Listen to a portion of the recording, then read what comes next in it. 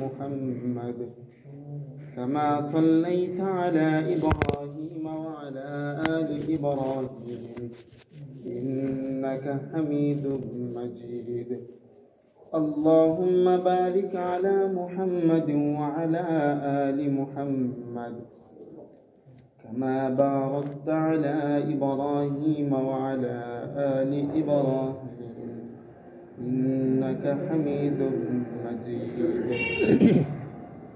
الحمد لله نحمده ونستعينه ونستغفره ونؤمن به ونتوكل عليه ونعوذ بالله من شرور أنفسنا ومن سيئات أعمالنا من يهده الله فلا مضل له ومن يضلله فلا هادي له ونشهد أن لا إله إلا الله وحده لا شريك له ونشهد أن سيدنا ومولانا محمدا عبده ورسوله أرسله بالحق بشيرا ونذيرا أما بعد فأعوذ بالله من الشيطان الرجيم بسم الله الرحمن الرحيم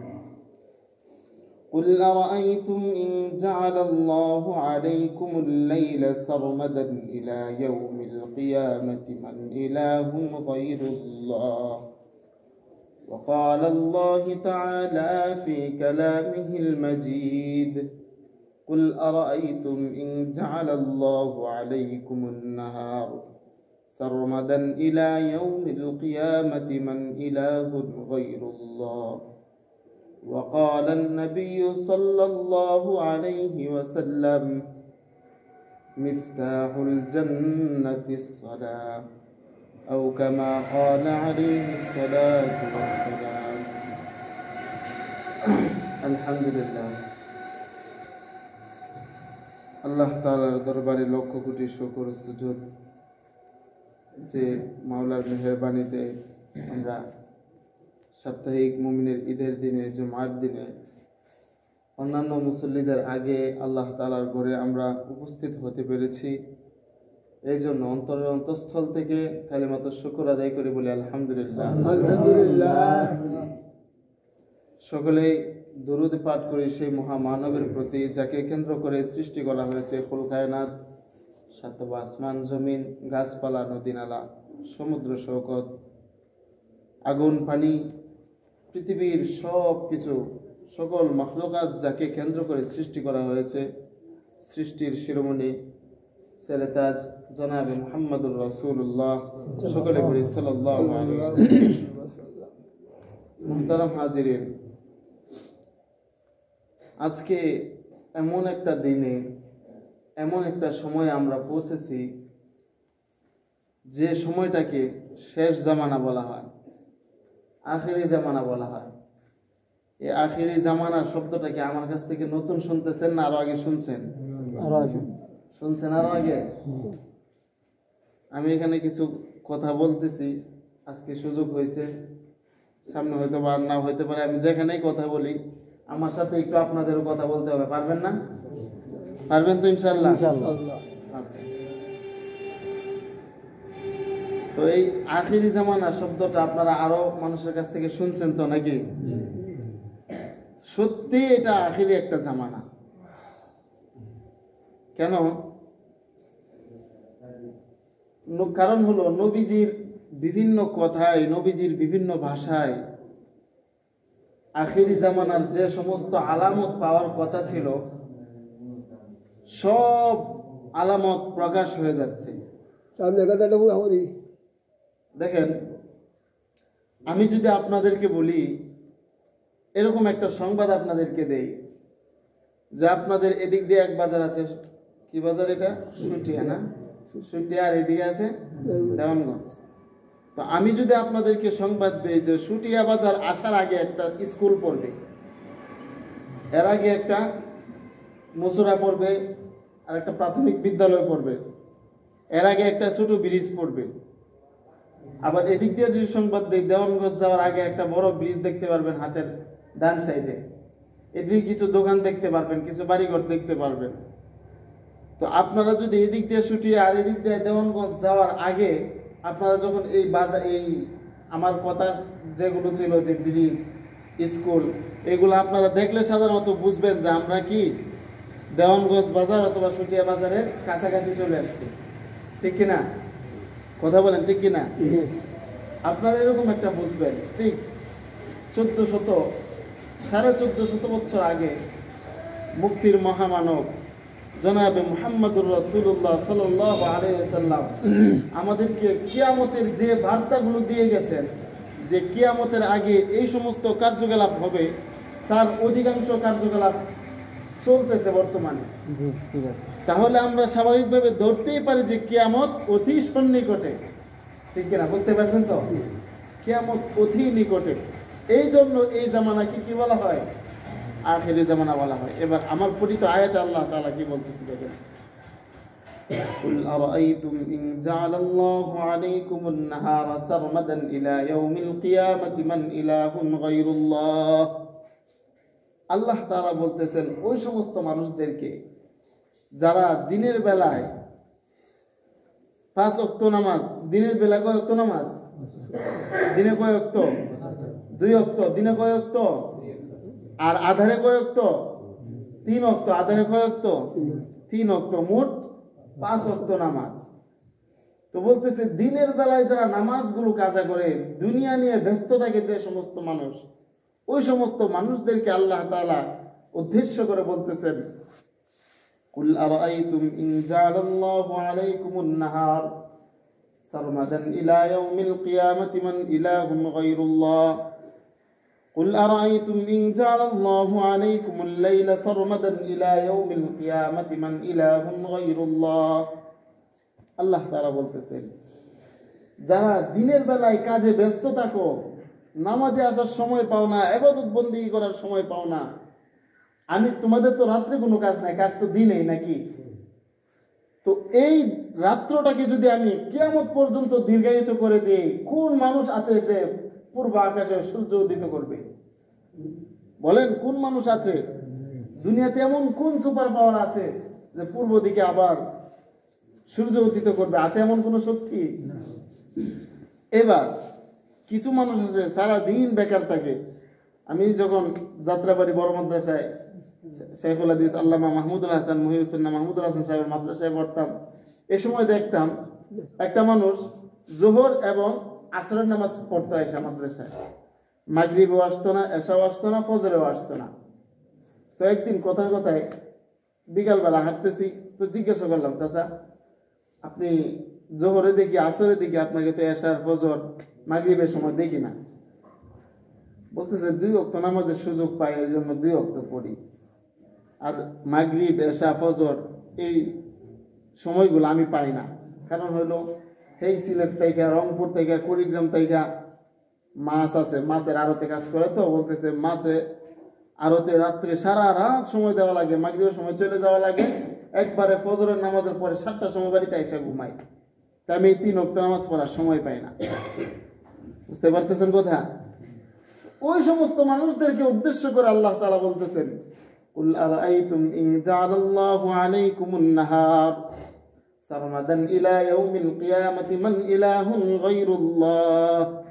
আল্লাহ তাআলা বলতেছেন তোমরা রাতের বেলায় কাজে ব্যস্ত থাকো, দিনের বেলায় তো তোমাদের কোনো কাজ নাই। এই দিনটাকে যদি আমি কিয়ামত পর্যন্ত দীর্ঘায়িত করে দেই, এমন কোন শক্তি আছে যে তোমাদের এই রাতের আধারের চন্দ্রকে তোমাদের মাথার উপরে তুলবে? এমন কোন শক্তি আছে? আল্লাহ তাআলা যদি এই যে দিন এখন দেখতেছেন, এই দিন যদি আর সন্ধ্যা না হয়, এমন কোন শক্তি আছে যে এটাকে আবার সন্ধ্যা বানাবে? আধারের কোন সিস্টেম আছে? নাই। এবার দেখেন আল্লাহ তাআলা আমাদেরকে সংবাদ দিতেছেন, আফালা তুবসিরুন, হে মানুষ তারপরেও তোমরা কেন বুঝো না? তোমরা কেন তারপরেও শোনো না আমার বাণীগুলো, আমার কথাগুলো? তারপরেও তোমরা কেন শোনো না? দেখতে দেখতে চলতে চলতে দুনিয়ার শুরু লগ্ন থেকে দুনিয়ার শেষ লগ্নে চলে এসেছি আমরা।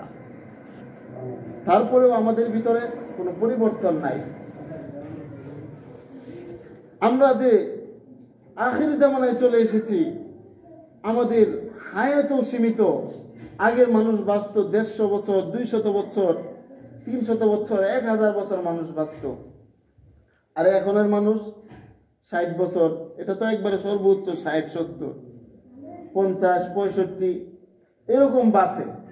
তো আমাদের হায়াত সীমিত। আর আগের যুগের মানুষের হায়াত ছিল দীর্ঘ, তারা আমলও করতে পারতো অনেক, আর আমরা আমল করতে পারি অল্প সময়, আমল করার সুযোগ পাই। এই জন্য আল্লাহ তাআলা আমাদেরকে উপহার হিসাবে আমাদেরকে দিয়েছেন শ্রেষ্ঠ নবী হযরত মুহাম্মদ মুস্তাফা সাল্লাল্লাহু আলাইহি ওয়াসাল্লাম। সকলে বলি সাল্লাল্লাহু আলাইহি ওয়াসাল্লাম। নবীজির নাম শোনার পরে কেউ যদি সাল্লাল্লাহু আলাইহি ওয়াসাল্লাম না পড়ে, নবীজির উপর দুরূদ না পড়ে, নবীজি বদদুয়া করে গিয়েছেন ওই ব্যক্তির জন্য ধ্বংস অনিবার্য। বুঝতে পারতেছেন? এই জন্য নবীজির নাম যখনই শুনবো তখনই বলবো সাল্লাল্লাহু আলাইহি ওয়াসাল্লাম। সকলেই বলি সাল্লাল্লাহু আলাইহি ওয়াসাল্লাম। তো এই নবীর মাধ্যমে আল্লাহ তাআলা আমাদেরকে কিছু আমল উপহার দিয়েছেন। এই কথা বলে না কেউ।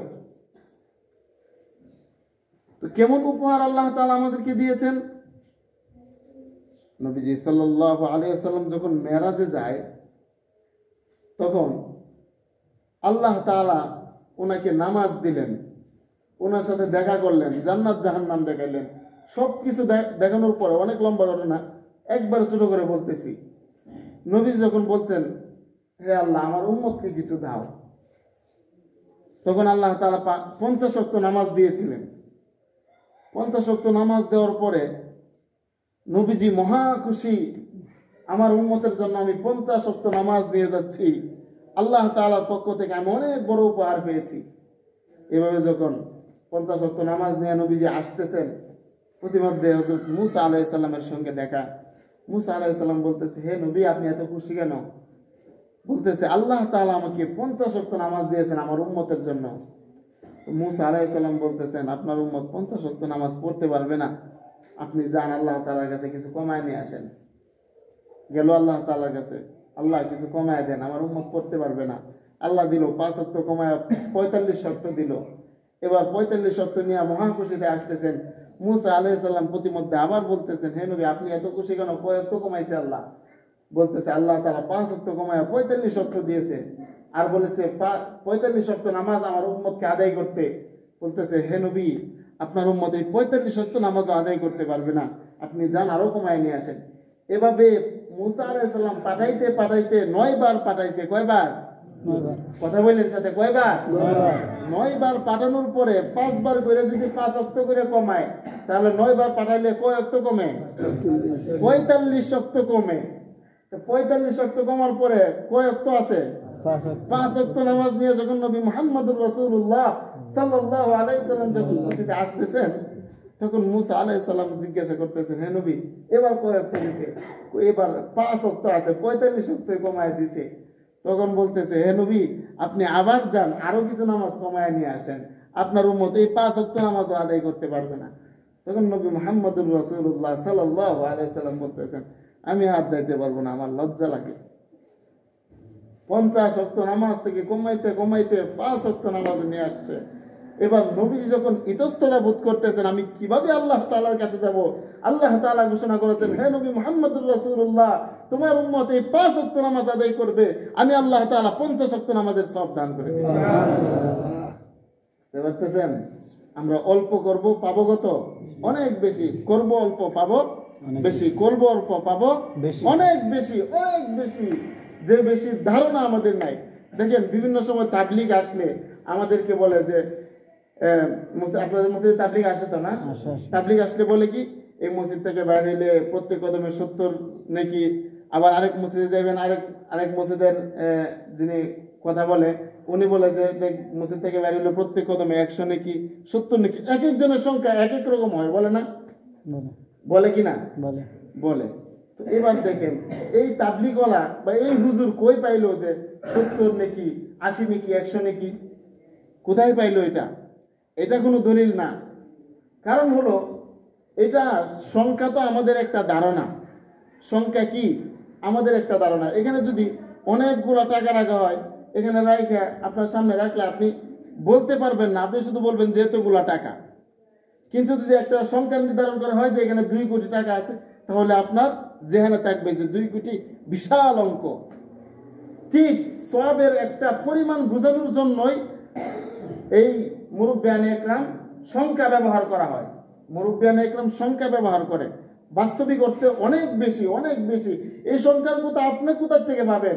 আল্লাহ রাসূল সাল্লাল্লাহু আলাইহি ওয়াসাল্লাম আল্লাহকে বলতেছেন, হে আল্লাহ, আগের মানুষ তো 70 এখনের মানুষ তো 70 বছর বাঁচে, আগের মানুষ 100 বছর, 200 বছর, 300 বছর জীবিত থাকতো, কিন্তু আমার উম্মত তো নাখান্দা উম্মত, 30 বছর, 40 বছর, 50 বছর, 70 বছর, 100 বছর বাঁচবে, তারা তো এত আমল করতে পারবে না, তারা কিভাবে জান্নাত পাবে? তো আল্লাহ তাআলা বলতেছেন, তোমার উম্মত যদি একটা নেকের কাজ করে, আমি আল্লাহ তাআলা 70টা নেক তার আমল নামায় দান করে দেব। এই প্রথম সংখ্যা আল্লাহ তাআলা বলতেছেন কয়টা? 70টা। এবার নবীজি খুশি হয় না, নবীজি মন মতো পায় নাই, নবীজি বেজার। তো বলতেছে, হে নবী, আপনি কি খুশি হন নাই? আগের মানুষ, আগের উম্মতগণ একটা নেকের কাজ করলে একটা নেক পাইতো, আর আপনার উম্মত একটা করলে আমি 70টা দান করব। নবীজি না, খুশি হয় না। তো আল্লাহ তাআলা বলতেছেন, জান হে নবী, আপনার উম্মত নেকের কাজ করবে একটা, আমি আল্লাহ তাআলা সওয়াব দান করব, 700 সওয়াব দান করে দেব। সুবহানাল্লাহ, জোরে পড়েন, আরো জোরে পড়েন সুবহানাল্লাহ। নেকের কাজ করবে একটা, আমি আল্লাহ তাআলা 700 নেকের সওয়াব তার আমলনামায় দান করব। এবারও আপনারা তো খুশিতে সুবহানাল্লাহ করতেছেন, নবীজি মুখটা বোতা করে রাখছে, নবীজি খুশি না। এবার আল্লাহ তাআলা বলতেছেন, হে নবী, আপনি কি তারপরেও খুশি হন নাই? নবীজি বলতেছেন, আমার উম্মত মনে হয় পারবে না। বলতেছে, যান, আপনার উম্মত নেকের কাজ করবে একটা, আমি আল্লাহ তাআলা 70,000 নেকের সওয়াব তার আমলনামায় দান করব। সুবহানাল্লাহ। আমরা তো খুশিতে সুবহানাল্লাহ করতেছি, নবীজি তখনও মাথা লড়াইতেছে, নবীজি তখনও মাথা লড়াইতেছে, কি করেছেন নবী আমাদের জন্য। তো নবীজি যখন আবারও বেজার, খুশি হন নাই, তখন আল্লাহ তাআলা বলতেছেন, হে নবী, আপনি কি এখনো খুশি হন নাই? না, আমি এখনো খুশি হয় নাই আল্লাহ। তখন আল্লাহ তাআলা বলতেছেন, যান, আপনার উম্মত একটা নেকের কাজ করবে, যতক্ষণ পর্যন্ত আপনি নবী না খুশি হবেন ততক্ষণ পর্যন্ত ফেরেশতারা নেকের সওয়াব লিখতেই থাকবে। বেশুমার সওয়াব আমি আল্লাহ তাআলা তার আমলনামায় দান করে দিব। অগণিত সবের সংখ্যা কত? অগণিত। আর আমরা আপনাদেরকে ধারণা দেওয়ার জন্য একটা সংখ্যা নির্ধারণ করে বলি, এই জন্য একজনের সংখ্যার সাথে আরেকজনের সংখ্যা মিলে না, কারণ এটা তো অগণিত। আপনাকে কি সংখ্যা দিবে? সংখ্যাটা দিবে কি? আপনাকে একটা নলেজ দেওয়ার জন্য এই সংখ্যাটা ব্যবহার করে।